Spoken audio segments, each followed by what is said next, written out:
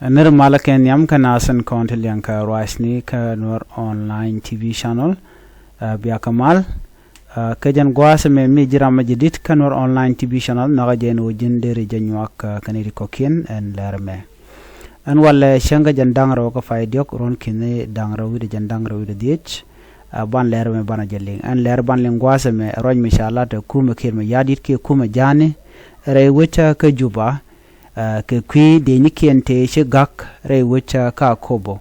ban rach me ban je kwen kel cho paro jeno bi notification bell bi jetwany ka bi subscribe ka jen lerme anyok nogono dong mitem gurde lar de comment ka der je share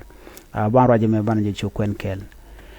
kawre chalat gwasa me chalat en wo bon SSPDF South Sudan People Fund Force teje kare kore dane je to ngai kon kore dane je to re wucha kan nasser no are kore dan te ke de ni ti chorian barne ka cha ka wo kap we dodian mishala buong payam no ka baren ka rodian re we ka nasser me je kor me je tok mi shi gro baro shi kanu ka buong payam we ti lo Nuer chala do en walle shi ga chubre we ka nasser an walle ka changa jan dang ro ka faidi ron kin dang ro jan dang ro dit chala do no jan bonan diodian men ci chubre which ka juba nanga ke kare which ka buong payam gwade dane chigurin barten buong payam te ka ko ba kante ka jongle state ken chianen chigurin turkel ke wude shwal ke lurwe ngai kono no jaram danen la rach ke kwide ni kirma yadit tin kon tin tere which ka juba biang ajen gwanu en we dan ngore ken te kamal sik menen kon medino tilat ko rodiana tema gwe ke jeno gwi ken no ne madera mal tel maliatin ko ngi kon gwanu ti kan kalat ken jang re we ken nasir chi do mo dong de mal dere ben kaja so na me jenana chala do shi ko chubre we ke juban wale ku kon ku jeno ngumle rode no kanidin content ka kubo ko ledi shi en tema ledi shi Nuer sha ka da ke jen gwasame mende lar jeno Nuer chana mir ke chana goro barudan gang ala lerin lat guru entama chik ler to go ngode kan jang bu ke yik ben ka nasser chik mangai kona